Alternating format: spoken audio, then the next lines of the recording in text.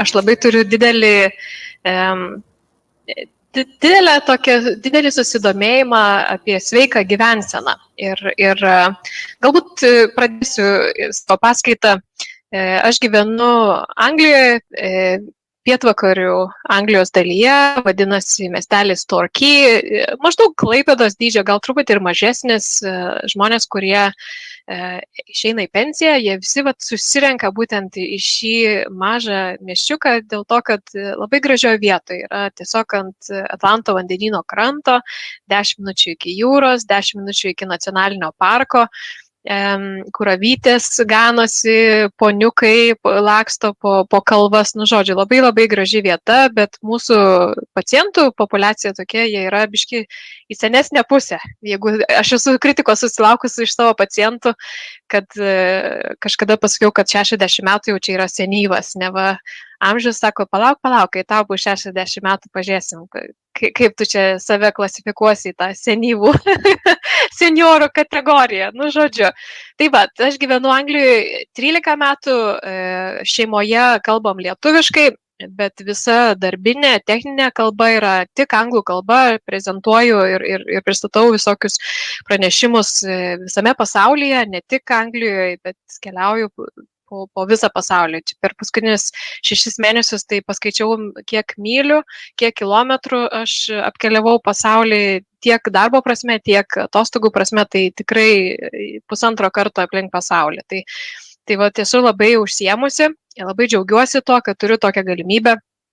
Išvykau prieš 13 metų, kartais, kai aš skaitysiu va šitą jums pranešimą, jūs pastebėsit, kad kažkiek tai bus to anglicizmo, tai iš karto atsiprašau, nespecialiai aš čia kažką bandau vaidinti, tiesiog pritrūksta kartais tų žodžių, nes diena iš dienos yra kalbama anglų kalba, o darbe mes praleidžiam be galo daug laiko, daugiau negu su savo šeimos nariais. Tai aš esu neurologė, mano specializacija yra išsėtinė sklerozė. Bet aš taip pat žiūriu ir Parkinsoną, ir epilepsiją, ir migrenas, ir visas kitas neurologinės ligas. Kažkiek pradedu mažinti tą bendrąją neurologiją ir tiesiog bandau eiti į akademiją, į išsėtinę sklerozę, dėstau studentams, esu lektorė Plimuto universiteto ir taip pat aš vedu tokią platformą, labai yra populiarūs, aš žinau, Lietuvoje taip pat podcastai. Tai aš pradėjau 20 metais, kai mes įėjome į pandemiją, buvo labai daug blogos informacijos, labai kenkiančios žmonėms, ar vartoti vaistus biologinius ar ne, dėl COVID-o. Žodžiu, buvo visokių tokių niuansų, kad man reikėjo tiesiog įrašyti vieną įrašą ir paleisti, kad mano bent jau pačios pacientai išgirstų, ką aš noriu jiems pasakyti, kad neklausytų tų visų šarlatanų ar visokių kitokių apsimetėlių ekspertų. Dėl to reikėjo man kažkaip tai suktis, tai pradėjau aš įrašinėti epizodus ir jie pasidarė labai populiarūs. Šiandien dieną virš 28 000 perklausų. Kaip žinome, išsėtinė sklerozė yra labai siaura viena iš medicinos sričių, taip kad aš džiaugiuosi tais pasiekimais, tai yra organiškas, be jokių ten marketingo ar ten agentūrų įsikišimo. Tiesiog įrašau, sekmadieniais padirbėjau, kažkokius tai interviu aš imu iš ekspertų visam pasaulyje. Tai kas nežinote apie tai yra vadinasi angliškų pavadinimų Be Well with MS, būk sveikas su išsėtinė sklerozė, jeigu toks būtų nepažodinis, bet tiesiog vertimas, tai jeigu kas suprantate angliškai, anglų kalba viskas, aišku, yra vedama, nes mano auditorija yra internacionali, tarptautinė, tai žodžiu, pakalbėkime apie smegenų sveikatą ir kaip ją apsaugoti, tai yra labai populiari tema pasaulyje, labai daug visokių ligų yra ir apie tai yra šnekama, kaip apsaugoti nuo Alzheimerio, kaip apsisaugoti nuo demencijos ir kaip palaikyti sveikatą, smegenų sveikatą gyvenant su išsėtinė sklerozė. Tai pasižiūrėkime, kokia yra mūsų smegenų anatomija. Tai kažkur apie 3,5 kg, 3,2 kg svorio, susidaryta iš baltosios ir pilkosios medžiagos. Abi medžiagos yra paveiktos išsėtinės sklerozės, kai prasideda liga. Yra vidiniai branduoliai, thalamus, putamen, pons, brainstem, tai šitie visi yra struktūros smegenų primato smegenis, kur mes kovojame už ar skristi, ar bėgti, ar ką daryti, tokia refleksija mūsų yra smegenų pačiam gale, va čia šitoj vietoje ir yra pusrutuliai priekyje smegenėlių ir kamieninių smegenų. Ir tada sudarytos yra, kaip sakant, jungtis tarp neuronų. Dar kartą šitą video rodau, nes labai greitai jisai prabėga. Žodžiu, yra vidinės smegenys, kurios yra mūsų atmintis, kaip mes atsimename, įsimename informaciją, pavyzdžiui, emocijos, amigdala struktūra yra thalamus, yra viena iš branduolių, bet taip pat atsakinga už mūsų atmintį taip pat. Žodžiu, ir va čia yra sudarytos jungtis tarp smegenų, kiekvienas rytis smegenų turi susijungimą ir mes einame iki pačios mažiausios neurono struktūros. Tai va taip, labai smulkios, akimis nematomos struktūros, mažesnis negu plaukas. Tai taip mes funkcionuojam. Ir kalbant apie smegenų sveikatą, tai kas tai yra? Žmonės galvoja, kad smegenų sveikata tai kai tu neturi psichologinių problemų. Ne, tai yra taip pat, kai yra gera neurologinė būklė, kai tavo kognityvinė funkcija būtų, kaip mes atsimename, įsimename, kaip mes funkcionuojame, kaip mes planuojame, tai va čia mūsų yra kognityvinė funkcija. Iš pilkosios medžiagos ateina šitas impulsas mums funkcionuoti dienos ar nakties eigoje. Yra biologiniai žymekliai iš kraujo arba iš smegenų skysčio, kada mes galime nustatyti visokius procesus, ar tai yra kažkoks tai ūmus procesas, uždegiminis, ar tai yra neurodegeneracinis procesas, tai mes galime tai nusistatyti kraujo arba iš smegenų skysčio. Gyvenimo būdo veiksmai, kaip mes vedame savo gyvenimą, ką mes darome, ar mes rūkom, ar mes geriam, ar mes aktyviai leidžiam savo laiką ir sveikai maitinamės. Ir taip pat socialiniai ir aplinkos veiksniai, kas mus įtakoja kaip žmonės, koks mūsų ryšys su pasauliu, ką mes matom, su kuo mes bendraujame. Ir taip pat, ar mes turime prieigą prie sveikatos priežiūros. Aš manau, kad Lietuvoje taip ir netgi galbūt veiksmingiau ir geresnis prieimas prie sveikatos negu Anglijoje, turiu pasakyti. Pas mus eilės, kad pamatyti neurologą yra apie 8 mėnesiai, 9 mėnesiai, jeigu tu esi naujas pacientas. Lietuvoje turbūt apie 3 mėnesius, o labai yra privatus sektorius išvystas. Lietuvoje tai turbūt ir greičiau gali kitą dieną, jeigu tau labai ten striokas ir tu turi, kaip sakant, finansus savo sustvarkęs taip, kad tu gali nueiti tą privatų sektorių. Bet su lėtinėm ligom, kaip išsėtinė sklerozė, vis tiek pagrinde visam pasaulyje yra šita liga daugiau paprastose ligoninėse, privačiai labai yra sunku, labai finansiškai labai daug kainuoja šitą ligą prižiūrėti, gydytojams ir pacientams mokėti už tą paslaugą. Tai galbūt Amerikoje kažkiek ligoninė, kažkiek patys žmonės finansuojasi. Nu, žodžiu, kiekviena sveikatos sistema turi savų privalumų ir minusų ir taip mes naviguojam šitam pasaulyje. Ir jeigu tai nėra kažkokių tai galimybių prieiti prie gydytojų, tai aišku, žmogaus smegenų sveikata yra paveikta. Nebūtinai tu gauni tą pagalbą, kurios tau reikia. Žodžiu, tai yra svarbu kiekviename gyvenimo etape smegenų sveikata, nuo kūdikio, nuo tiesiog buvimo gimdoje, kai dar vystosi kūdikėlis, iki paauglystės, žmonės vidurio amžiaus, kai mes ir senstame, visada tai yra svarbu ir yra faktoriai, kurie įtakoja tą mūsų sveikatą, ar ką mūsų nėščia mama darė su mumis, ar jinai rūkė, gėrė ir baliavojo, ar tai buvo kažkoks tai tikslingas laukimas, pasiruošimas, sveika mityba, kažkoks tai sportas, kai tas kūdikėlis įsivystė ir smegenų sveikata yra užtikrinta ir stabili.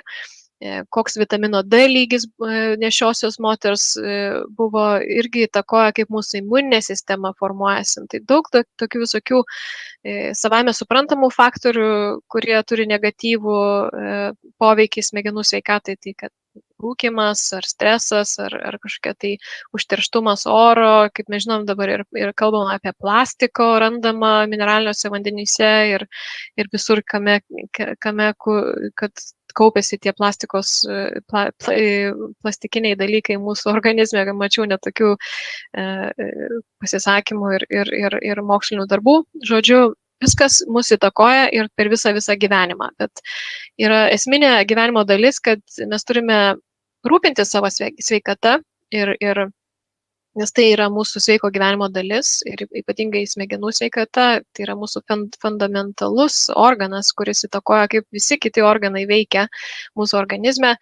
Ir tai ne tik ligoniai turi rūpintis, bet taip pat sveiki žmonės, kad klestėtų, kad neturėtų kažkokios tai diagnozės vėlyvesnėme, ankstyvesnėme gyvenimo periode. Tai kiekvienas turi siekti sveikatos ir gerovės. Ir yra organizacijos pasaulyje, kurios rūpinasi žmonių smegenų sveikata ir yra programos vedamos, viena Škotijoje, Norvegijoje, netgi mūsų kaimininiai Lenkijoje ir Vokietijoje, nu žodžiu, ir yra, aišku, neurologų asociacijos, pavyzdžiui, asociacija Europos neurologų, kurie dabar kaip tik šiuo metu veda tokią misiją, kad jie sako vienos smegenys, vienas gyvenimas ir viena misija. Tai žodžiu, jie labai aktyviai dalyvauja Europos parlamente ir propaguoja, kad mes turime rūpintis, turime investuoti į sveikatinimo programas ir į smegenų sveikatos labai yra didžiulis, kaip sakant, toks susidaręs lik naujas trendas, kaip čia pavadinti lietuviškai, nauja srovė, kad tiesiog reikia žiūrėti, nes jeigu mes nesirūpinsim, tai labai daug kainuoja pinigų valstybei, kai žmonės yra paveikti Alzheimerio ar demencijos, ar negi išsėtinės sklerozės, labai tai daug kainuoja. Ir mes esame šitoje kovoje ne vieni, labai daug visokių neurologinių būklių ir yra pasaulyje. Bet koks sutrikimas, ar tai gali būti genetinis, ar negenetinė neurologinė liga. Ir viskas turi įtakos, kaip mes jaučiamės, kaip mes savo gyvenimą vedam ir kaip mums tai gali būti labai neigiamai atsiliepti. Tos ligos nėra labai lengvos ir daug visokio diskomforto suteikia. Kalbant apie išsėtinę sklerozę, kas tai yra, labai paprastai paaiškinant, čia yra neuronas ir neuronas turi uodegėlę aksoną ir aksonas turi tokį kaip apsaugos sluoksnį, mieliną mes vadiname šitą sluoksnį, kuris padeda elektros impulsui greičiau pasiekti galūnės, pavyzdžiui, kad mes judėtumėm taip. Tai išsėtinės sklerozės eigoje dėl daugelių faktorių tiek virusų kažkokių tai tikslinis virusas, kad mes studijuojam šiuo metu, yra Epstein-Barr virusas, kuris įtakoja imuninę sistemą, kaip jinai tiesiog labai prastai interpretuoja dangalus melino, sakykime, ir pradeda atakuoti patį organizmą, pačias nervinės ląsteles. Tai yra toks pagrindas.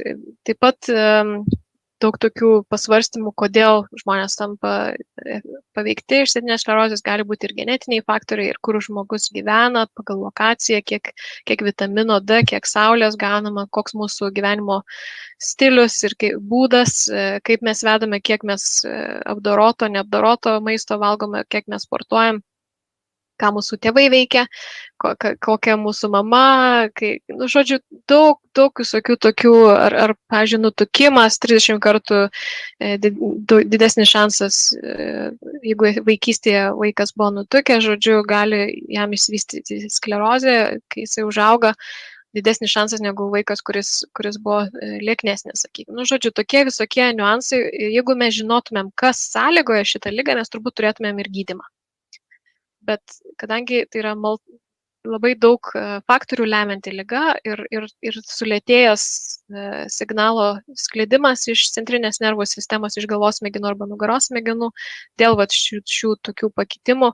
Iš pradžių yra uždegimas, o paskui vyksta ir ląstelių žuvimas tose vietose, kur yra paveikta išsėtinės sklerozės galvos smegenyse arba nugaros smegenyse. Ir žmonės turbūt esate pacientai, žinote, kokie jūsų simptomai yra, bet aš niekada nesutikau paciento, kuris būtų identiškas kitam pacientui. Kiekvienas turi savo triadą arba 4 ar 5 simptomai, kaip viskas prasidėjo. Tai ir gali būti optinis neuritas, kada žmonės netenka, tiesiog negali matyti kažkokį tai periodą, žmonės negali vaikščioti arba jie atrodo kaip išgeria alkoholio, visas koordinacija pasikeičia, nusilsta galūnės, visokia, arba gali būti kombinacija iš tų visų prezentacijų pasireiškimo simptomų. Taip kad per laiką kažkiek po visų šitų atakų ir paūmėjimų žmonės atsigauna, bet ne visada jie pasiekia tą lygį, kur jie buvo prieš tai.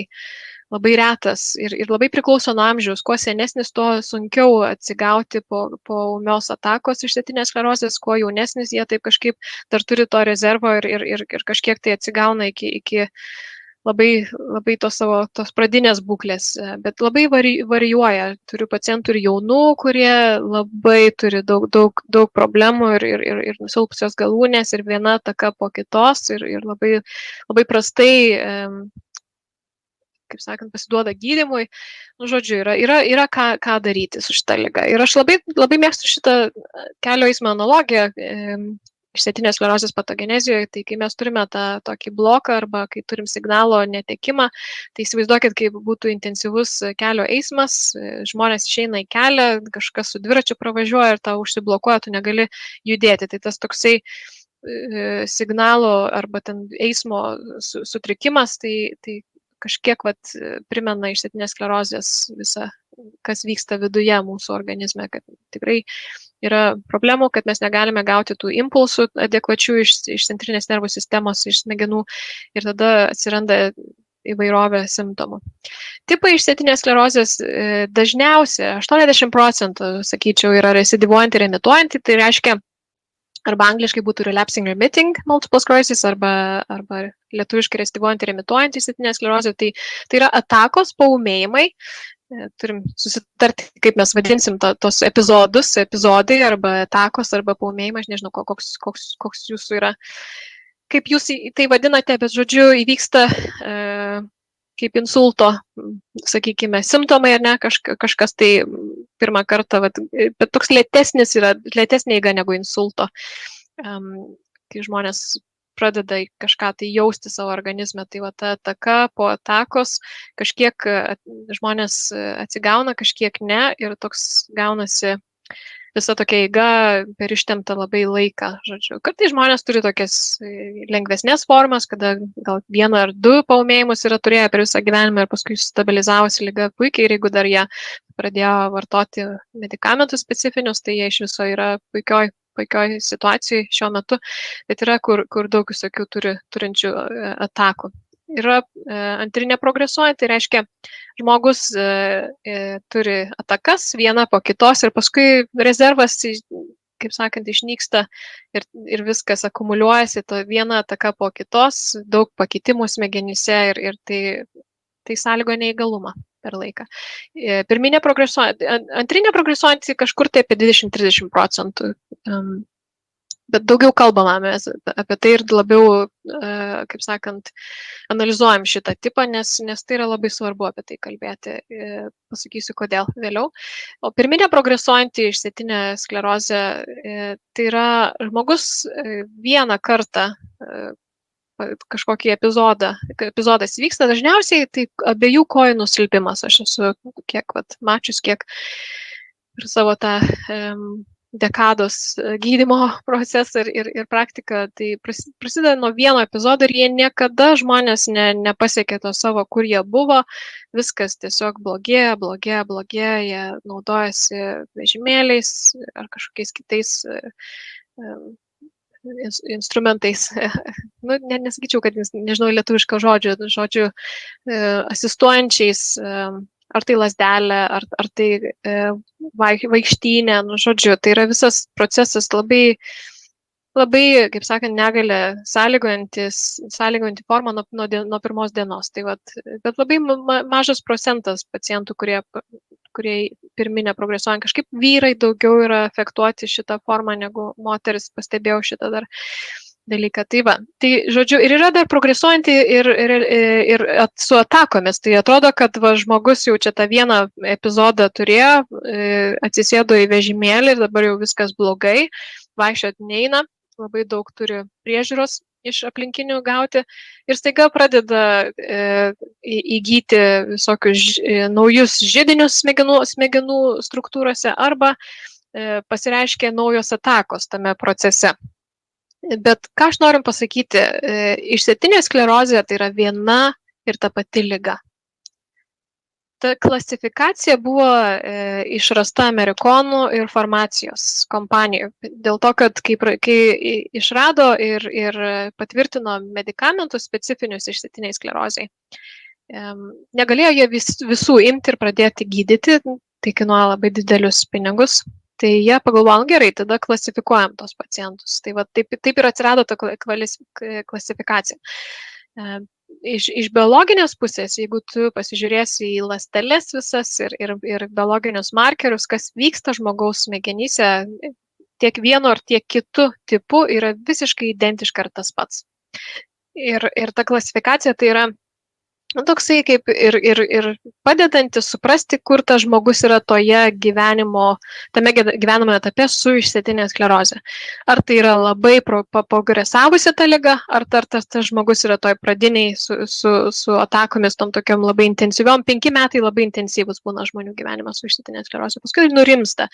Bet tas nurimamas irgi toksai labai, kas žino, kas ten darosi toliau, kaip sakant, ir visokie neurodegeneraciniai procesai prasideda. Žmogus pradeda labiau jausti, kad nueiti tam tikrą atstumą yra labai sudėtinga ir kartais neįmanoma. Ir turi sustoti, palaukti, pailsėti, tada keliauti. Nu, žodžiu, visokių tokių atsiranda problemų. Bet ką noriu pasakyti, atsiminkite šitą klasifikaciją.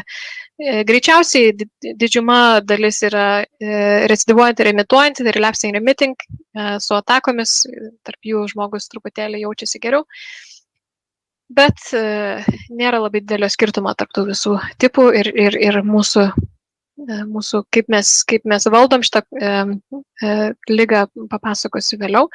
Kaip plačiai paplitusi šita liga yra, tai labai, kuo toliau nuo pusiaujo į šiaurę, tuo labiau žmonės serga šitą išsėtinę ligą. Tai tokie pastebėjimai yra. Ir labai toksai yra santykis, moteris yra 3 kartus labiau afektuotos ir paveiktos negu vyrai. Ir jeigu tu turi šeimos narį, pirmos kartos, sakykime, šeimos narį, tai mama, tėtis, brolis, sesuo, tai šansas, kad tu irgi gali susirgti sklerozę yra apie 5%. Ir jeigu tai yra tavo dvynys, identiškas dvynys, tai apie 25% šansų, kad tu taip pat gali kažkada tai savo gyvenimo eigoje susirgti šią ligą. Pasižiūrėkime šitą, noriu tokia irgi analogiją, kaip smegenų rezervo išsekimas. Tai šitie tokie pikai balti, tai yra atakos, o vanduo šitame rezerve rodo, kad smegenys turi savo kažkokį tai rezervą ir išsekimas įvyksta per laiką, nes tos atakos žmogaus smegenys nualina ir nuvargina. Tai per laiką žmogus įgyja daugiau neįgalumo. Ir mūsų tikslas yra gydyti pacientus kuo anksčiau. Netgi yra klinikinės studijos šiuo metu vedamas Londone, kad netgi tokiu principu kaip insultą mes gydome išsėtinę sklerozę. Tik pacientas pasireiškia su išsėtinė, tik jam diagnozuoti iš karto duodam per 14 dienų. Žodžiu, Londone duoda natalizumab gydymą, kad tik tai tą rezervą smegenų išsaugot, kad nežaloti tų gražiųjų mūsų smegenų dar labiau, žodžiu, kad kuo greičiau mes šitais vaistais pradedam gydymą, tuo didesnis šansas, kad galim stabilizuoti. Jeigu yra geras atsakas organizmo, jeigu smegenys reaguoja, jeigu imuninė sistema reaguoja tos gydymus. Būna, kad ir labai rezistiškumas padidėja. Mano viena pacientė dabar ruošiamės transplantacijai ląstelių, nes kiek davėm gydymų, labai gerų gydymų ir labai potencialių gydymų. Ir galiu pavadinti, tai jinai buvo ir alemtuzumabas, ir natalizumabas, monokloniniai antikūniai, ir vis rezistiškumą atmeta jinai tos gydymus. Pasidarėm antikūnius organizme ir žiūrime, kad jinai tiesiog netoleruoja tų visų gydymų mūsų. Tai, aišku, labai nuprogresavo, labai daug atakų ir panašiai. Bet ką aš noriu parodyti su šituo, kad kaip vystosi ir labai greitai šita subspecializacija neurologijoje, kiek daug yra gydymo ir šita visa eilutė ir linija vis daugėja naujų vaistų, kurie yra dar kol kas studijose, bet už kelių metų mes turėsime ir naujų vaistų išsėtiniai sklerozei gydyti. Tai čia yra visa evoliucija, kaip sakant. Pradėjom nuo interferonų, tada perėjom prie tabletinių formų, specifinių gydymų. Mes vadiname ligą modifikuojančios terapijos. Ir tai progresavo iki saugesnių, mažiau pašalinių poveikių ir labiau efektyvesnių vaistų pasaulyje yra jau, mes visus, kiek jų yra, tiek mes galim, kaip sakant, išrašyti. Tiems pacientams labai taikom tokią, kas tiktų tam individualiam pacientui. Labai taip aklai neinam. Bet aišku, yra ir valstybė reguliuoja, ir yra visokie kriterijai, kuriuos mes turim užpildyti, kokį vaistą, kuris pacientas gaus. Yra tų tokių biurokratinių dalykų, bet visi gali būti naudojami išsėtinės sklerozės gydymai. Profesor Gavin Giovannoni Londono Barts universitete, jisai šitą sukūrė tokią, kaip mes gydome iš principo, tai kaip Londono undergroundas iš tikrųjų yra taip kompleksuotai, ta liga modifikuojantis gydymas tai yra vienas etapas, bet tai yra steroidai, kur mes gydome atakas ir toliau yra visa puokštė kitokių vaistų, kur mes gydome pacientų simptomus, tai nuo visokių tai dalykų, tarkime, silpnesnė šlapimo pūslė, ar ten kažkokia tai nelaikymo šlapimo, ar žmonės staiga pradeda turėti epilepsijos priepuolius, skausmai, nuovargis, visokie kitokie simptomai, kur reikalauja visai kitokio gydymo plano, ir tai gali būti labai kompleksuotai, nes vienas pacientas gali tiesiog 5 skirtingas tabletės vartoti išsėtiniai sklerozei, nuo simptomo iki ligos modifikuojančių ligą vaistų. Ir mūsų pagrindinis tikslas yra, tai kai mes išrašėme vaistus, sakykime, ligą modifikuojančius vaistus, mūsų pagrindinis tikslas yra, kad nebūtų paūmėjimų, kad nebūtų ligos progresavimo ir kad nebūtų naujų židinių galvos smegenyse. Tai yra mūsų pagrindinis tikslas. Ir kad nebūtų didėjančių, kad nebūtų kontrasto kaupimo židiniuose. Žodžiu, yra visas algoritmas. Bet jeigu pasižiūrėtum į kiekvieną atskirai išsėtinės sklerozės servisą visam pasaulyje, visi daro kažką. Nėra tokių gairių, kad dabar šitaip bus, žinai. Tai aš manau, kad yra pliusų ir minusų šitame. Tu vis tiek turi individualizuoti gydymo planą kiekvienam pacientui. Tu negali tiesiog kažkaip tai paskirti vaistą, kuris ten vienam veikia, bet tam kitam tai galbūt visai neaktualu.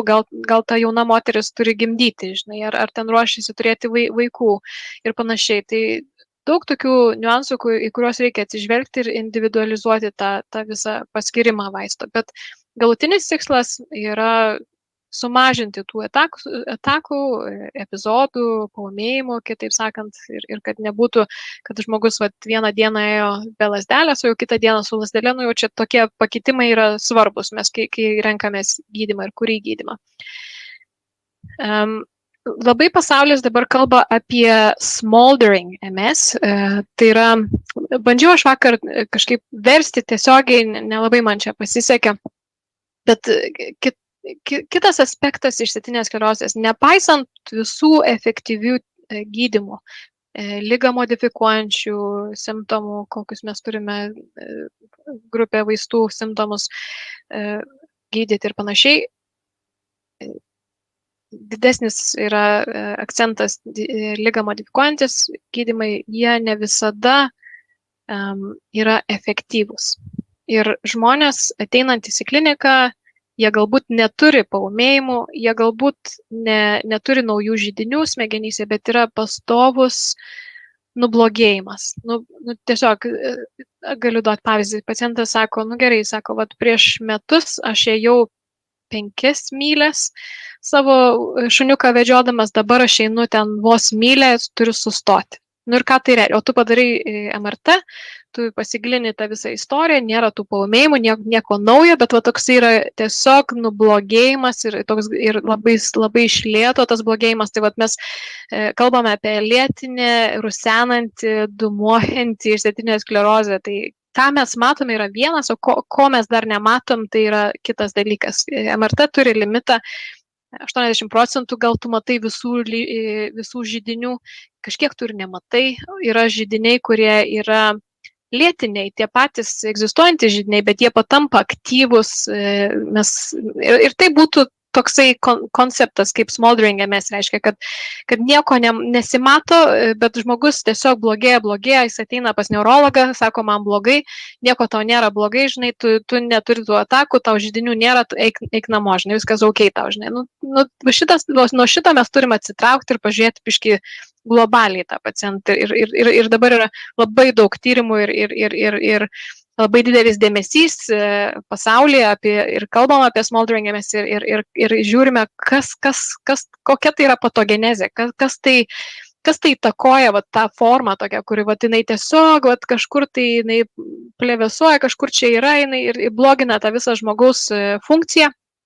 Bet niekas negali normaliai pasakyti, kas darosi tam žmogui. Žodžiu, tokie, kaip ir ledkalnis, tu matai tik tai viršūnę, ir ta viršūnė gali biškiai ir užsidegti, o kas apačiuoti, tai iš viso neaišku. Tai tokie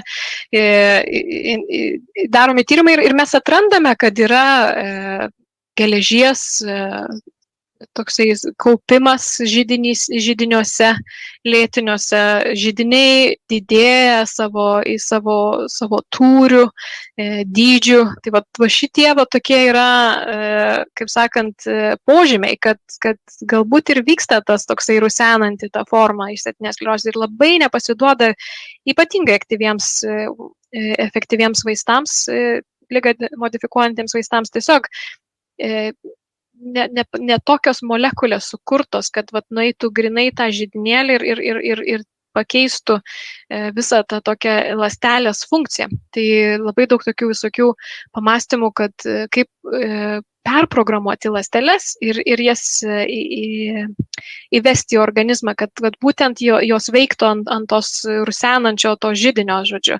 Ir tai turi būti mažesnės molekulės vaistai, kad jie pereitų smegenų barjerą, nes yra dar toksai aspektas vaistų galios ir sumažėjimo galios, kadangi nepraeina smegenų barjero.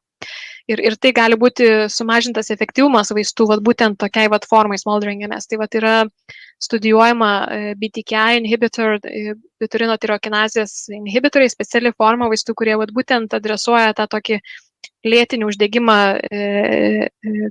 tose židiniuose. Tai daug neįsiplečiant, čia kažkas jau turėtų turbūt daugiau ir daugiau atsirasti, kalbant apie šią temą, ir aš noriu tiesiog tą visą inovaciją ir į Lietuvą įnešti, kad apie tai yra kalbama, kad jūs turite apie tai žinoti, stebėti naujienas ir žiūrėti, kas toliau vyksta. Galbūt už keletą metų bus dar geresnių vaistų, kurie būtent tą smoldering MS formą, jie labiau efektuoja tos lėtinius židinius, labiau paveikia. Tai va, ir pagrindinis akcentas, mes turime bendradarbiauti su savo pacientais. Bendri sprendimai turi būti tarp gydytojo ir paciento ir formuoti tą partnerystę. Labai labai yra svarbu, nes kas man atrodo yra gerai kaip gydytojui, mano pacientui netrodo tai gerai, žinai, ir surasti tą bendrą kalbą, surasti tą tokį puzlės dalelytę ir įdėti tą bendrą paveikslą yra labai labai svarbu. Priimti tos bendrus sprendimus, nes tai gerina gydymo rezultatus. Mes tą turim suprasti. Pasižiūrėjus išsėtinės sklerozės registrą Anglijoje, labai pacientų daug sergančių gretutinėmis lygomis. Taip, kad pagrindinė lyga yra depresija, hipertenzija, paaukštintas kraujospūdis, migrena, cholesterolis padidintas, astma, dirgliosios žarnos sindromas, nerimo sutrikimai. Tai yra daug visokių tokių gretutinių lygų, kurias mes irgi turime, kaip sakant, kažkaip tai bandyti jas reguliuoti. Nes gretutinės lygos taip pat turi labai neigiamą atspalvį ir įtakoja neigiamą trajektoriją lygos. Ir geriau pacientai jaučiasi gyvendami su išsėtinė sklerozė, jeigu jie neturi gretutinių lygų. Tai yra labai stipru, tą reikia irgi suvokti ir jeigu yra padidintas cholesterolis, jį reikia labai gražiai sutvarkyti su vaistukais, neužsileisti, neapleisti ir panašiai. Ir visos kitos lygos, spaudimas, padidintas spaudimas, tiesiog visą tai įtakoja, kaip mūsų imuninė sistema veikia, kokia mūsų yra smegenų sveikata, nes jeigu yra paaukštintas spaudimas, tai keičia taip pat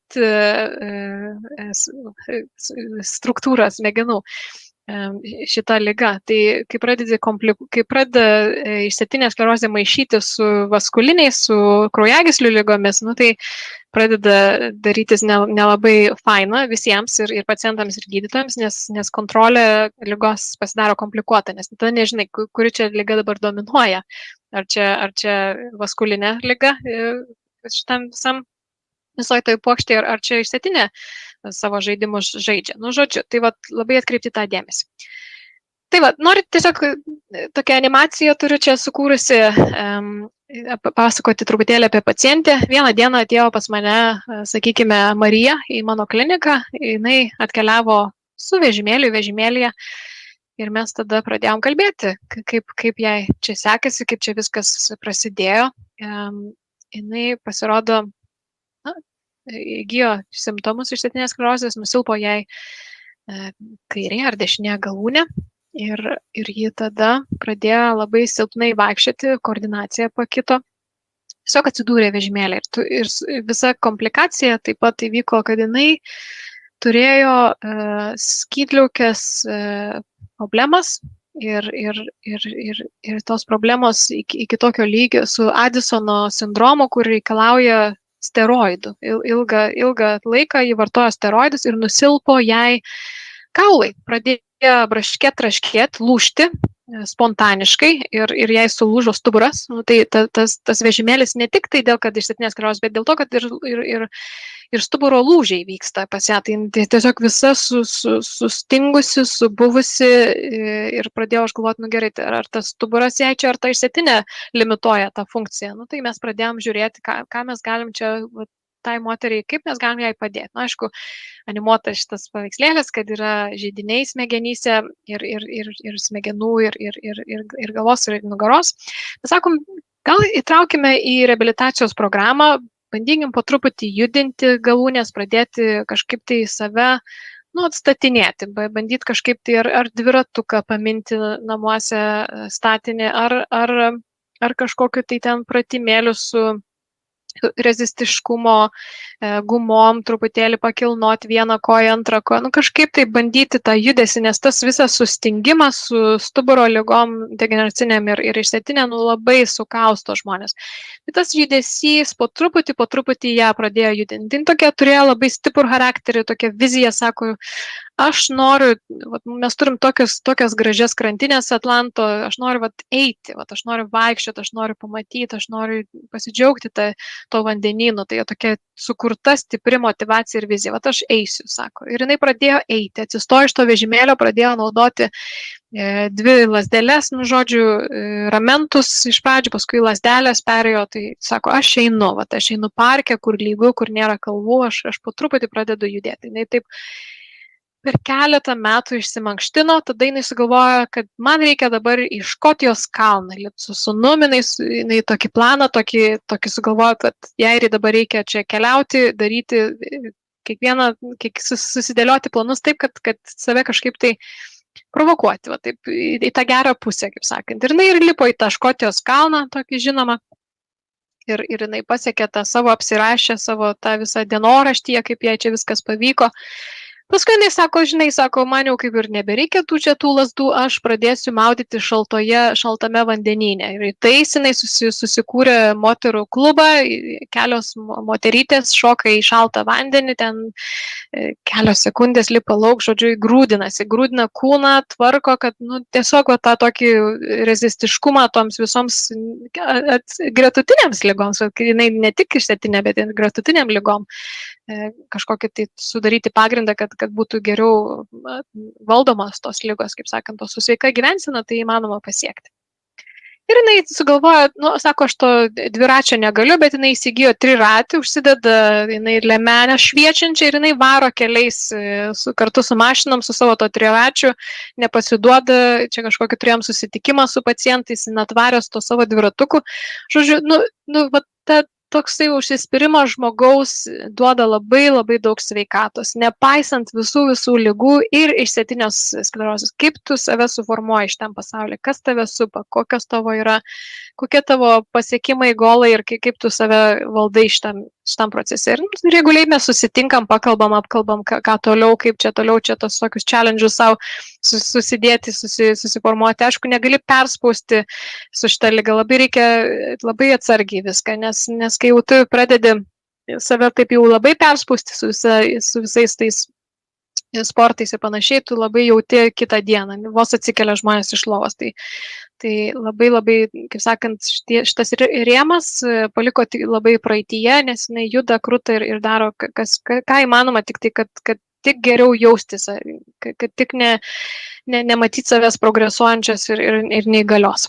Taigi mes kalbame sveiko gyvenimo būdo su išsėtinė galia, kas tai yra, kame tas sveikas gyvenimas, iš kur pradėti ir kur baigti, kaip sakant. Tai literatūra ir mano patirtis sako, kad dieta yra svarbu, sportas, meditacija, kažkokia tai smegenų veikla, pozityvumas, socialiniai ryšiai, bendravimas su aplinkiniais, šeima, draugais, saviugda, pastoviai mokinimasis, ar tai naujos kalbos, skaitimas, domėjimasis, religija ir dvasinis pasaulis taip pat, kaip sakant, įtakoja, kaip mes jaučiamės, nepriklausomybė tiek finansinė, tiek fizinė yra svarbi, sveikas senėjimas, kaip mes senstam, mes nenorim pasenę būti ligoti, mes norime būti sveiki, senti sveikai. Šitas yra mūsų prioritetas. Ir taip pat menas ir muzika tai yra ypatingas procesas, kas vyksta mūsų organizme, kai mes užsiemame veiklą, kurią mes domėmės, kuri mus stimuliuoja gyventi geriau. Muzika ypatingai didelis dėmesys šiuolaikiniame pasaulyje, nes tai pagerina smegenų jungčių veiklą, mes vadiname tai neuroplasticity, tai yra procesas, kuris gerina smegenų veiklą ir būklę. Tai va, stresas yra neįkainoma patirtis, yra kasdienybė, mes visi su tuo susidurime, nėra nei vieno, galbūt medijoje ir Facebook'e atrodo kitaip, kad visi ten nuostabų pasaulį gyvena ir gyvenimus gyvena, iš tikrųjų taip nėra, kiekvienas turi savo vargus ir bėdeles, net nesutikau nei vieno, kuris ten gyvena kažkokį tai pasakišką pasaulį, netgi tie patys turtingiausiai, jie visi turi savo bėdų, bet mes turime išmokti, kaip mes atsakome į tą stresą, kaip mes jį valdome. Ir yra įvairiausi metodai, kaip tai padaryti. Tai Pagrindė, kuo žmonės užsiema, taip pat ir Lietuvoje žinau, kad tai yra labai, labai populiarėjanti šaka, tas kaip meditacija, sąmoningumas, visa tai labai labai padeda su streso ir nerimo valdymu. Yra terapijos, kognityvinė elgesio terapija, kita rūšis priėmimo ir įsipareigojimo terapija, psichoterapija, psichologo pagalba.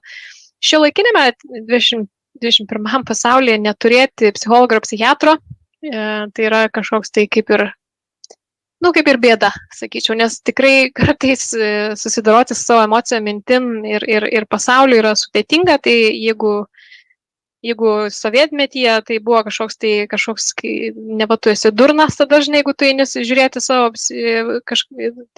susitiksiu su psichiatru, tai šiuolaikiniam pasauliu tai yra norma. Kaip tu valdai savo emocijas ir savo jausmus. Tai labai svarbu turėti kažkokias strategijas, kaip tai suvaldyti. Fizinis aktyvumas, sportas, tai yra neįkainoma patirtis kūnui ir smegenims, kuo tu labiau esi užsiėmęs fiziškai dirbi, tuo tu geriau jautiesi, nes yra endorfinas, yra, kaip sakant, laimės hormonai išsiskiria organizme, tonusas raumenų pagerėja, emocija pagerėja, viskas, dopamino daugiau, žodžiu, tu esi toksai aktyvus ir laimingas, kai tu fiziškai dirbi. Tai nebūtinai turi eiti į kažkokią tai sporto salę, tu nebūtinai turi ten kažkokius užsiimti dalykus, ko tu nemėgsi. Tu turi užsiimti tai, ką tu mėgsti. Ar tai yra šokiai, ar tai yra vaikščiojimas po mišką, ar tai yra ravėjimas daržų, ar tai yra, nežinau, kažkokia tai fizinė veikla, teniso žaidimas ir panašiai. Kažkas tai, kas tikrai tu užsikabinsi ir varysi non-stop, kaip sakant, tau bus labai faina nuo to. Tai va, tas ir yra fizinis aktyvumas, nesvarbu kokią formą. Svarbiausia, kad tu gerai jautiesi ir kad tu tikrai tai darysi. Reguliarumas. Kaip tu reguliariai įsitrauksi į šitą fizinę veiklą, tai tokie rezultatai bus. Jeigu ten vieną kartą per mėnesį nueisi į sporto salę, jokių tokių didesnių rezultatų nesimatys, bet jeigu tu nueisi 2 kartus kažką tai atlikti, kažkokius fizinius veiksmus per mėnesį 2-3, pasimato rezultatai labai gražus. Visi yra laimingi. Socialinė parama yra ypatingai svarbi, gyvenant su išsėtinė sklerozė, lėtinė liga, tu turi turėti šeimos narių, draugų, kaimynų, kažkas su kažkuo pasidalinti, pasišnekėti, paprasčiausiai paprašyti pagalbos, neužsidarytas, tas užsidarimas, vienišumas, vienatvė, jinai ne tik sąlygoja staigias ir visokias netikėtas mirtis ir sutrumpina žmonių gyvenimą, bet ir prailgina gyvenimą su kančia, su negale, nes tu tiesiog esi visas užsidaręs, užsibuvęs, nebendraujantis ir tai labai negatyviai veikia bendrai žmogaus sveikatai. Sveikas gyvenimo būdas, tai subalansuota mityba, gerti vandeniuko pastoviai, nebūti dehidratuotam. Mačiau, Lietuvoje visi vaikšto su buteliukais vandens prisipylę ir tai toliau daryti. Ir aišku, galvoti apie kaip užtikrinti gerą miegą ir domėtis pasauliu.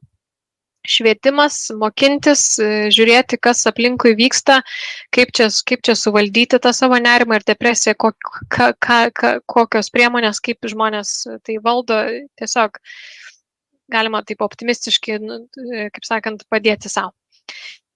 Kai mes kalbame apie dietas, turbūt ne vienas girdėjote apie visokias dietas ir knygas išleistas apie išsėtinės sklerozės, viena iš jų ten Overcoming MS, Walls dieta ir panašiai. Neturi jos stiprių tokių mokslinių tyrimų paremtų, kaip sakant, įrodymų, kad tai yra nuostabi dieta, kad tu gali valdyti išsėtinę sklerozę vien tik su dieta. Nėra taip. Tu šiuolaikinėme pasaulyje gali valdyti išsėtinę sklerozę su ligą modifikuojančiais vaistais, bet kaip priedas dieta tikrai, kaip sakant, padeda suvaldyti. Ir tokios 3 dietos, kurios yra labiausiai moksliškai patvirtintos, o arčiausiai turi tą tokio mokslinio tyrimo pagrindą, tai yra ketogeninė dieta, tai yra mėsa, daug proteino ir salotos. karbohidratų mažiau, tai reiškia duona, ten pasta, makaronai ir panašiai, jie eina iš tavo raciono. Galite pasidomėti ketogeninę dietą labiau, daug kas kalba, yra lietuvių, kurie parašė knygas apie ketogeninę dietą. Viduržemio jūros dieta, daug kas sako, o čia labai brangu, panašiai, čia tą šviežią žuvį valgyti. Galima pasikombinuoti ir sardinijų nusipirkti iš pigiai, kaip sakant, ir visokių kitokių žuvyčių ir jūros gėrybių.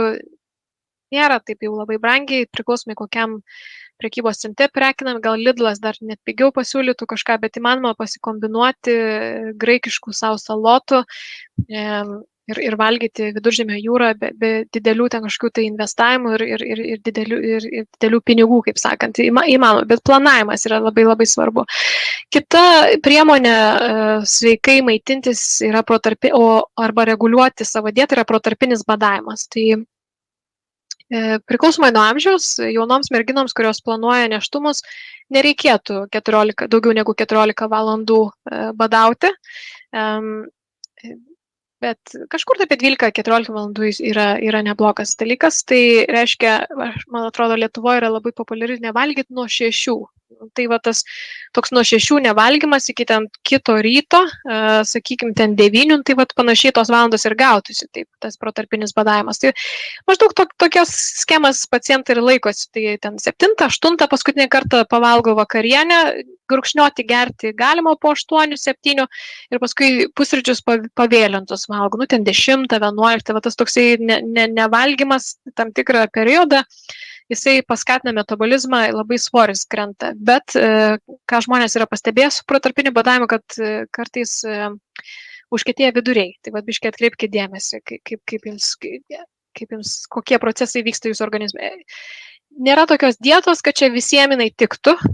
Turi labai paeksperimentuoti ir prisitaikyti savo, kas tinka tau individualiai, ar tau tenais viduriuoji, ar tau užkietėja viduriai, ar tau šiaip kažkas nevirškina, nevalgyk, reiškia ne tau, žinai, keisk kažką kitą.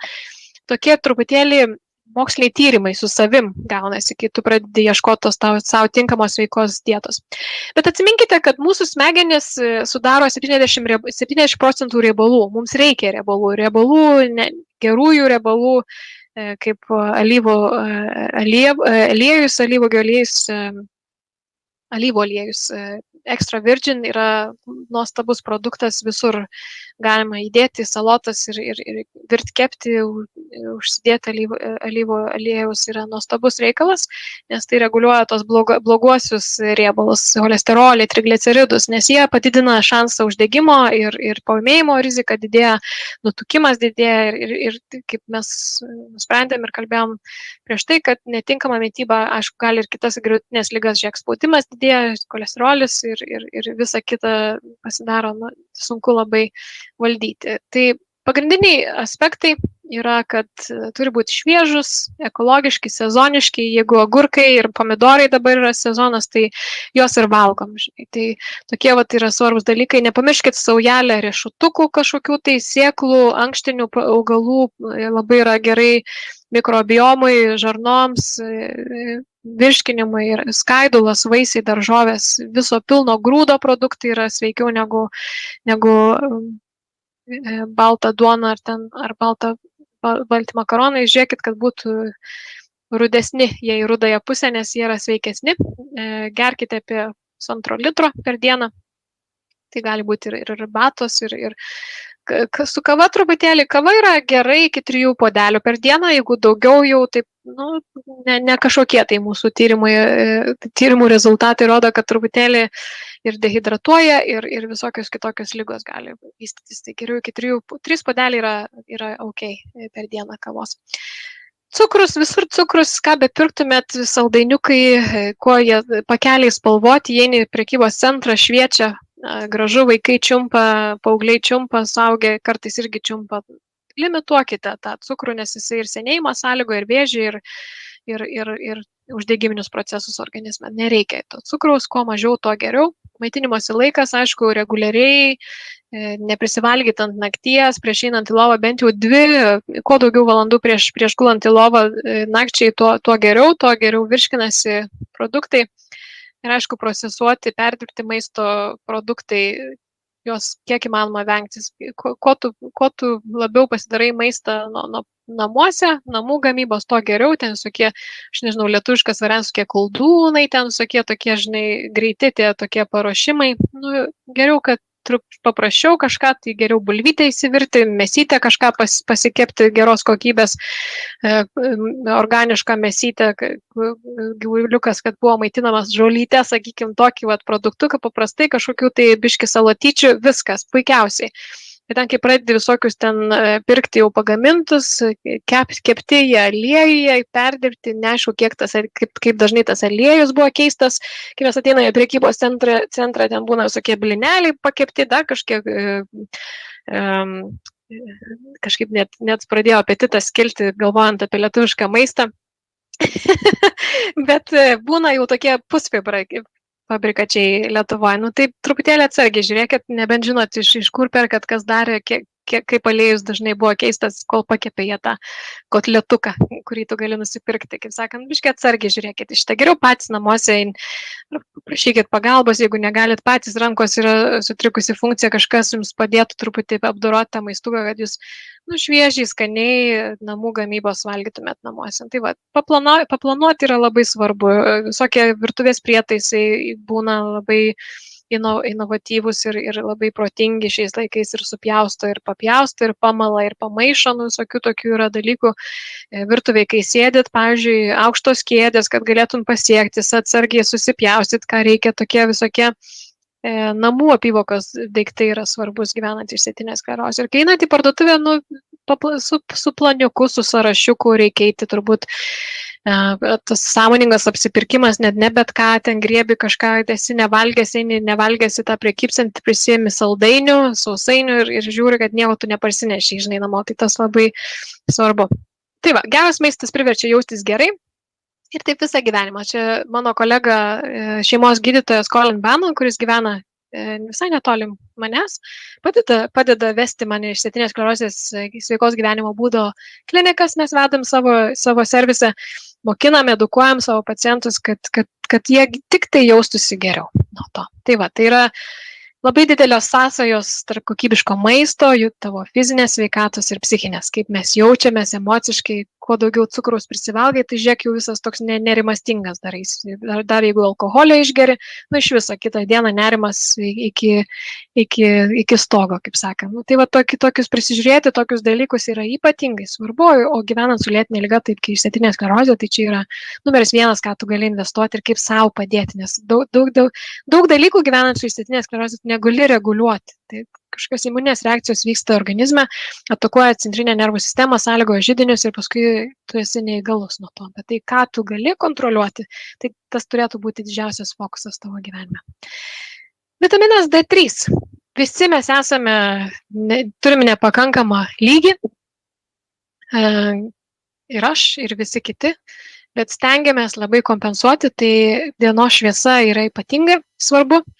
Kai mes pasižiūrime į savo primatus, pirmosius žmonės gyvenime, tai jie daugiau laiko praleisdavo lauke, tai jų lygis buvo didesnis, o kadangi mes užsidedam visokius grožio priemonės, apsisaugom nuo saulės tiesioginių spindulių, nes norime būti gražios ir panašiai, visokie kremai, pudros, ir jie nepraleidžia spindulių, mes negauname saulės ir mūsų vitamino D lygis krenta. Ir šiaip vyrukai sėdi ofisuose, mašinose, dirba darbus sunkiai ir panašiai, tai to saulės nedaug, tai dėl to mūsų tas lygis yra mažesnis. Nauda yra didžiulė, ne tik tai išsėtinės sklerozės. Iš pradžių buvo čia prieš porą metų tokie debatai, ar iš tikrųjų tas vitaminas D3 moduliuoja mūsų imuninę sistemą. Tikrai nepakenks dėl kaulų būklės, nes vitaminas D padeda absorbuoti kalcį į mūsų kaulus. Ir kai gyvenant su išsėtinė sklerozė, labai daug buvo vartojama ir steroidų, nes atakos yra paūmėjimai gydomi su steroidais, tai truputėlį pakompensuoti tą kalcio lygį yra svarbu. Ką dar norėčiau pasakyti, kad mes keičiame pieną karvės pieną į visokius pakaitalus. Šiandien ateini į kavinę, tai ten soja ar ten migdolų pienas ir panašiai, tai mes galbūt ir tiek kalcio ir negaunam. Tai tą turėtų omeny, kad truputėlį vitamino D niekada nebus per mažai, ypač Lietuvoje gyvenant, mes turim tik tai gal keletą mėnesių saulės, o vėliau yra niūru, graudu ir lyja ir sninga ir panašiai. Tai dozė turėtų, kad yra saugi dozė išsėtinės sklerozės, tai tarptautinių 4000 arba 5000 tarptautinių vienetų per dieną yra užtenka. 10 000 per dieną galima, bet jeigu ten daugiau ir panašiai, tai tu turi biškai monitoruoti kalcio lygį, bet nenori užsikelti kalcio per daug su vitamino D, nes tada prasideda visokios kitokios problemos, kai turi per daug kalcio organizme. Tai vat, jeigu eksperimentuojat ir gerit labai dideliam dozėm, ten 25 000 ir panašiai į dieną, kas yra labai daug, tai truputėlį pasižiūrėkit kraujus kalcio ypatingai turit pasižiūrėti. Ir jeigu perkate, tai pirkite aliejinės kapsulės, dėl to, kad jos absorbuojasi geriau, nes taip veikia mūsų organizme vitaminas D. Tabletės galima, bet tada gal su maistu, kad riebingų maistu, su mėsyte, vakarienę, pavyzdžiui, metu, jeigu tabletės vartojate vitamino D, bet geriau kapsulės. Ir aš manau, kad Lietuvos vaistinėse galėtų laisvai nusipirkti aliejinės ir su kanapėm, ir be kanapių, ir ko tik nori. Aišku, mažas procentas ten tų kanapių vitamino D kapsulėse. Tai va. Žodžiu, ką mano pacientai vartoja iš vitaminų, tai nėra kažkokių mokslinio tyrimų įrodyti dalykai, kaip sakant, tai nekeis ligos trajektorijos, tu galbūt geriau jausies šiek tiek antioksidantų pavartojęs, galbūt brangesnis šlapimas bus, viskas išsisiojama, kaip sakant, tie vitaminai išeina iš organizmo. Kaip ir kitos vitaminus pasižiūrėti, kad jie būtų geresnio brando, kaip sakant, kokybiškesni, kad ir sportininkams galima vartoti, kad nebūtų kažkokių tai iš interneto pirkti, neaišku, kur gaminta, kad būtų jie, kaip sakant, legalūs, užtikrintos kompanijos, ne kažką tai vaistinėse geriausia, nes tai yra kreditavimo įstaigos, jos turi praeiti visokius reglamentus, kaip sakant, kad tą vitaminą parduoti, tai iš patikimų šaltinių pirkite vitaminus, bet tai yra galite nusifotografuoti šitą listą, tai va tokie yra vitaminai, kurie mano pacientai vartoja, bet ar tai yra išsėtiniai skleroziai tinkami ir ten reguliuotų imuninę sistemą, neturime tokių duomenų, bet apart vitaminas D, bet visi kiti, tai magnis, pavyzdžiui, padeda atsipalaiduoti raumenims, užmigti geriau, tai jis yra naktinis, kaip sakant, vakarinis vitaminas. Magnesium diasporalį galite Lietuvoje nusipirkti iš vaistinės.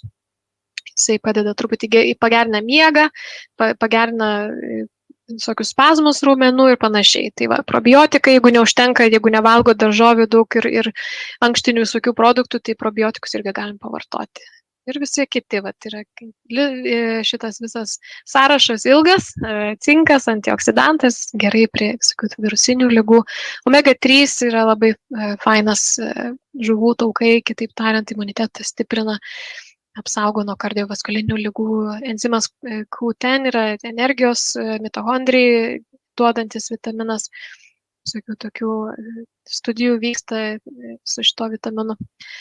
Kas mane nustebino ir daugelis pacientų mano sako, kad Lion Mane yra, aš žinau, kad Lietuvoje irgi galima šitą online nusipirkti papildą, liūto karčiai būtų vertimas, tai yra grybo papildas, kuris gerina smegenų kognityvinę funkciją. Išsėtinės sklerozės tyrimų su šituo papildu nėra, bet insulto prasme pagerino reabilitacijos procesą, patrumpino, pagerėjo žmonės greičiau nuo šito papildo. Mano pacientai sako, kad jie labiau gali susikoncentruoti, emocijos stabilesnės, daugiau gali multitaskint, kaip sakant, darbų nuveikti, kai pradėjo vartoti. Aš nežinau, kiek tai yra placebo, kiek tai yra tikra, bet turbūt nepakenks, jeigu vartosit. Pakalbėkim truputėlį apie miegą. Bloga miego kokybė sąlygoja nerišlų mąstymą, koncentracija pablogėja, nuovargis, nuotaika, viskas keičia, streso, daugiau imuninės sistemos pokyčiai taip pat. Miegas yra ypatingai svarbus mums visiems ir ypatingai svarbus gyvenantiems su išsėtinė sklerozė. Kaip tai pasiekti, tai yra visas procesas. Ir manau, kad jūs žinote tą visą procesą, tai yra reguliarus grafikas. Jeigu einat miegoti 10, tai taip ir laikykitės, ar tai šeštadienis ar sekmadienis, tuo pačiu laiku. Kelkitės irgi tuo pačiu laiku. Vieniems žmonėms 7 valandos yra ok, kitiems 8, kitoms 6 valandos ir atsikelia, jaučiasi pilnai išsilsėję. Tai yra labai individualu. Jeigu yra kažkaip neįmanoma užmigti ir išsimiegoti, aišku, jūs tai jaučia dienos metu, nuovargis yra didžiulis, o išsėtinė sklerozė vienas iš simptomų yra nuovargis. Ir jeigu tai yra dėl to, kad dar jūs nemiegate, tai funkcionuoti dienos metu yra super sudėtinga.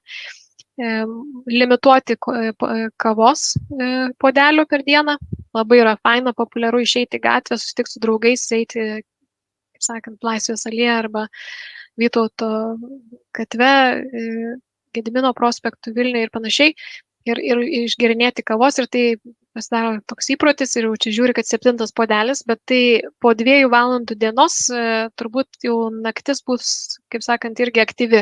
Tai yra stimulantas. Kava yra stimulantas, yra antioksidantas ir stimulantas. Tai iki 3 puodelių yra ok, bet daugiau tai limituokit. Alkoholis pakeičia miego fazes. Tu esi aktyvintas, tavo gilaus miego fazė sutrumpėja, tu atsikeli, patys žinote, kai turi porą stiklinių ar porą alaus ar porą vyno taurių ir žiūrėk, tavo miegas yra trumpesnis, toks ir atsikeli, vėl kažkoks esi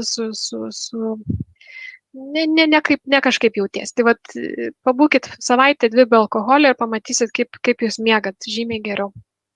Streso mažinimas, kažkokios tai praktikos prieš miegą, kai einate miegoti, ar ten nuo 6, jeigu yra žiemos periodas, nuo 6-7 susimažinkit tą šviesos intensyvumą. Pasidarykite tokią jaukią atmosferą namuose, kad jau ruoškit savo organizmą, kad jau čia ne už poros valandų jau eisit miegoti, ir tai reikia paruošti. Ar tai prie ugnelės, prie židinio pasėdėti, ar tiesiog susijungti mažytės toršerų šviesytės, nevaryti kaip operaciniai tokio didžiulės šviesos, kad save aktyvins. Smegenys labai jautras yra šviesai, taip kad tokį pasidaryti romantišką aplinką, žvakytę užsidegti, kažką tai pasiruošti miegeliui yra labai svarbu.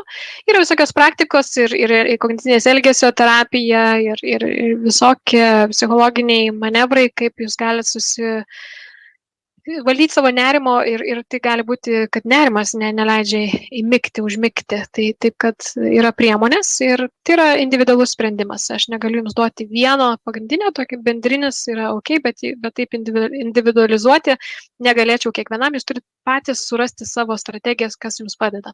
Ir tai yra darbas su savim. Meditacija. Labai populiari šaka, tai yra labai efektyvi, labai sena, ateina iš budistų šitą visą metodiką.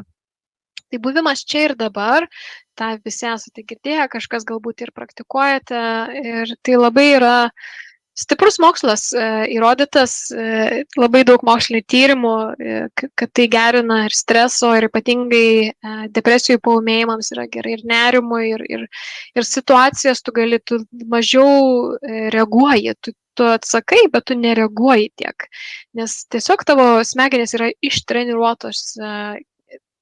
Tai pasiekiama 8 savaičių bėgyje, kiekvieną dieną praktikos po 10-15 minučių keičiasi tavo smegenų struktūra ir padeda išlaikyti dėmesį, ir tu esi visai tavo darbas yra kokybiškesnis, nes tu esi labiau fokusuotas į tą momentą. Tu planuoji, tu darai, kas priklauso, bet tu tiesiog išmokini savo smegenis neplaukiot, neskraidyti ir milijoną darbų savo galvoje nespęsti, nes 90%, apie ką jūs nerimaujat, neįvyks. Tai va, nuspręsti, kad jums reikia medituoti, vieną kartą nuspręsit, jūs būsite tame procese, surasti reikia tam tikrą laiką, ar tai yra ryte, ar tai vakare, vis tiek tai yra laikas savo, skirti laiką yra svarbu. Nesitikėt kažkokių tai stebuklų, čia tas pats, kas eiti į sporto salę, ne faina eiti į tą sporto salę, tai tie pirmieji kartai tai yra iš vis kažkokia tragedija, nueini viskas, visas kūnas paskui skauda. Žinai, tave save priversti reikia, aš nežinau, kiek su savim dirbti, kad nueiti tą sporto salę, tai yra reikalų. Lygiai taip pat su meditacija, tu irgi save turi, kaip sakant, dirbti, stebuklų nesitikėti, tęsti, tai tą procesą po 8 savaičių aš pažadu jums, jūs pamatysit, kaip jūsų gyvenimas keičiasi, bet tai turi būti nuoseklus darbas. Ir turit mėgautis to procesu. Ir tai yra moksliniais tyrimais patvirtinta, keičiasi anatomija, sumažėja amigdala, mūsų emocinės smegenys, kurio pačiam viduriai mūsų smegenų. Ir tai yra įtakos turi į frontalinės, mūsų prefrontalinę žievę, kuri atsakinga už mūsų planavimą, reguliavimą, kaip mes suprantam šitą pasaulį ir panašiai, kai tau sumažėja impulsas iš emocinių smegenų į žievę, tu pradedi labiau geriau valdyti visą situaciją, tu nesi toksai sudirgęs ir nerimastingas ir visoks kitoks, kad tu prarandi jau save šitam visam procese, bet tai yra ištreniruojama, tai yra sunkus darbas ir vienas mokslininkų, Richard Davidsonas, jisai atliko tyrimą iš budistų vienuolių, jisai atliko MRT tyrimus ir pastebėjo, kad tam tikri pokyčiai smegenyse ir kaip jie keičiasi po tos meditacijos, bet taip pat jie įtraukia į mokslinį tyrimą ir tie, kurie nieko neturi bendro su meditacija ir pasižiūrėjo, kai jiems duodi tokie emociškai teigiamus vaizdus, kaip smegenys keičiasi, kaip keičiasi prieš tos, kurie nemedituojantys žmonės yra ir funkcinės MRT pagalba, tu gali matyti tą pokytį, spalvos kitos yra visai šaltesnės, yra po, karštesnės, raudonas spalva yra prieš meditaciją. Fizinis aktyvumas, jau prieš tai minėjau, tai yra vienintelis gyvenimo būdo toks kaip ir tikslas,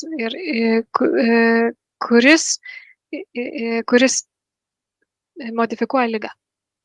Labai daug tyrimų, labai daug, tu galbūt nepasieksi to tokio optimumo su dieta vien, bet jeigu tu praktikuosi fizinį aktyvumą, sportą, didesnis šansas, kad tu pasieksi tą balansą, tavo imuninė sistema nurimsta, puikiai jausiesi gyvendamas su išsėtinė sklerozė. Tai yra modifikuojantis efektas smegenėms. Ir kaip tai daryti?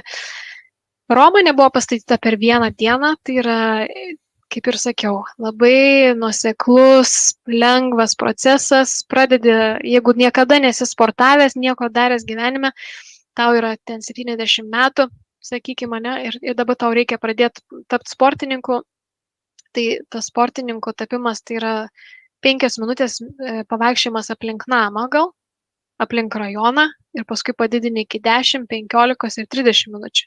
Ir taip kas antrą dienelę, 2 kartus, 3 kartus per savaitę tu užsiemi šitą veiklą.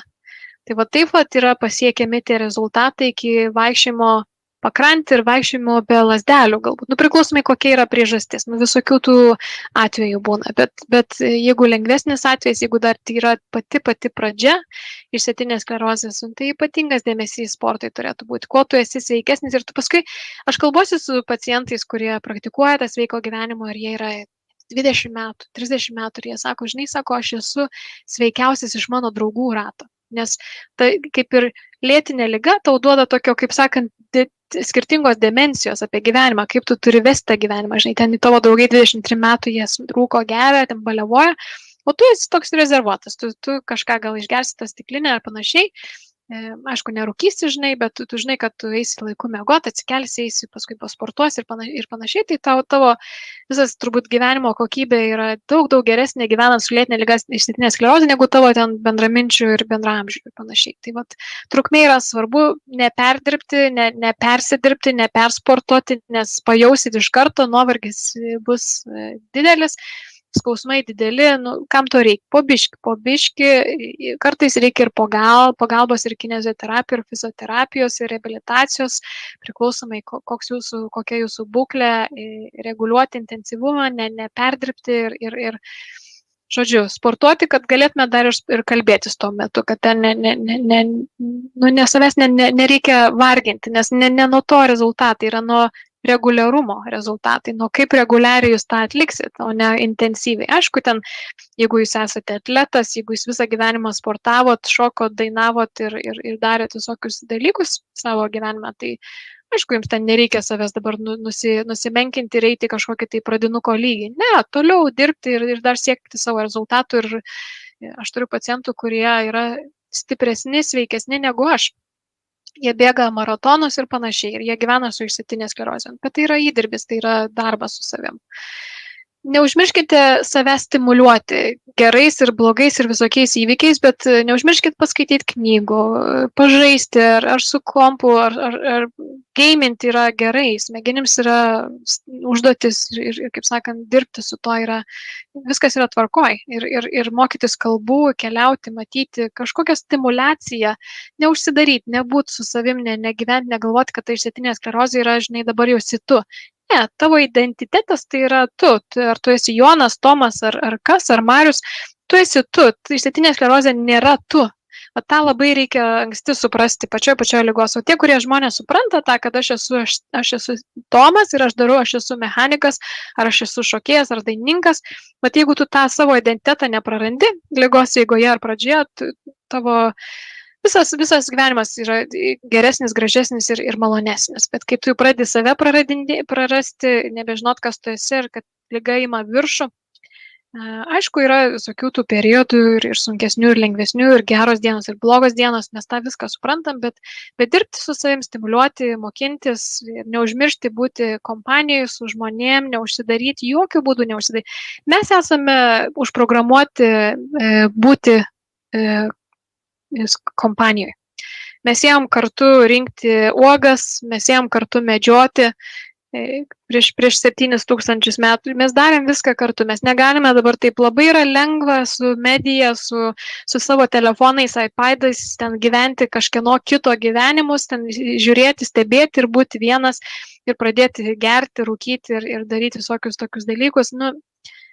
Tai yra tiesus kelias į mirtį, aš tik tai tiek galiu pasakyti. Bet kai tu eini, bendrauji, turi savo burbulą, į kurį tu gali visada atsiremti, pasišnekėti, pasidievaguoti, faina. Va taip ir turėtų būti. Ir visą laiką įsiklausykite į savo vidinį balsą ir jausmą. Mes labai kažkaip reaguojam, kai mūsų mašina užsidega kažkokia raudona lemputė, o jau čia reikia padangas keisti ar kažkas čia variklį, žinai, čia labai reaguojam, staigiai važiuojam į servisą, toj keičiam, toj darom viską, nes čia yra labai svarbu.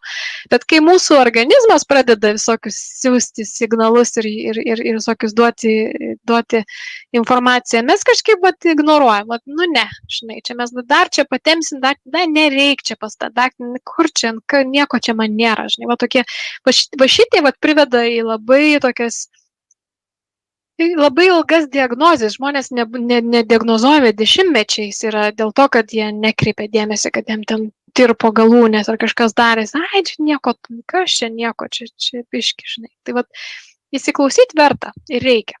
Tai apibendrinimui, sveikos smegenys tai yra tinkama mytyba, fizinis aktyvumas, išsimiegojimas, protinė stimulacija, meditacija ir kitokios praktikos, kurios relaksuoja ir atpalaiduoja, muzika, menai, socialiniai ryšiai, streso valdymas, gyvenimo būdo pasirinkimai lengvina simptomus, tu geriau jauties, tavo gyvenimo kokybė pagerėja. Ir tai yra individualus planas, tai yra gydymo ir požiūrio individualus planas. Kas tau tinka, nebūtinai Petrui Jaunutei tinka, tu turi surasti savo, kas tau, prie ko tu prisitaikysi ir ką tu darysi reguliariai. Tyrimai moksliniai progresuoja, eksponentiškai, vis didesnių ir geresnių, efektyvesnių gydymo strategijų, planų. Vienas iš jų yra kalbėjimą apie sveiką gyvenseną, tai yra atradimas. Aš kai pradėjau gydytojos karjerą, tai buvo 2009 metais, pirmą kartą susitikau su pacientu ir aš pagalvojau, o Dieve, taigi aš galiu tau padėti tik tai kažkokią tai proporciją, trečdalį gal. žinai, išrašydama kažkokį tai vaistuką, bet visa kita yra, kas tu, ką tu darai ir kaip tu darai, kaip tu vedi tą savo gyvenimą, žinai, aš esu bejėgis kaip gydytojas tau padėti, o nors aš kai buvau studentė, aš galvoju, aš būsiu daktarė, išrašysiu vaistą ir viskas, žinai, aš sutvarkau gyvenimus pacientų ir visi eina laimingi gyventi savo gyvenimu. Taip nėra, tai yra didžiulis, bet koks sveikatos sutrikimas yra darbas su savimi ir kaip tu savo tą gyvenimą, kuo tu esi sveikesnis, tuo tavo lėtinė liga yra geresnė. Ir aš tikiuosi, kad įkvėpiau šiandien, žinios yra labai svarbios, aktyvūs veiksmai link to gero gyvenimo ir sveiko gyvenimo. Tai tikrai padeda ir ugdo atsparumą ir suteikia vidinės stiprybės ir ramybės. Ir tas progresas yra tik tai per mažus pokyčius, maži žingsneliai, kurie veda į tą didelį pasiekimą ir tai ateina per laiką, ne iš karto. Tai kaip sakant, tuos savo priešus turi arčiau valties atakuoti ir su jais kovoti. Tai yra rūkimas šitame paveiksle, o paskui jau ten kažką žiūrėti, ką kitką tu gali ten nuveikti, kad pasiekti tą tokį optimalų sveiką gyvenseną ir gyvenimo būdą ir sveikumo savo smegenyse. Kaip sakant, smegenys yra labai jautrios ir jos turi būti rūpinamasis kaip ir širdim, kaip ir bet kokio organo, o ypatingai smegenys, tai yra mūsų pagrindas visos biologijos ir mūsų elgesio ir veiksmų ir galvojimo pasekmė yra smegenų veikla.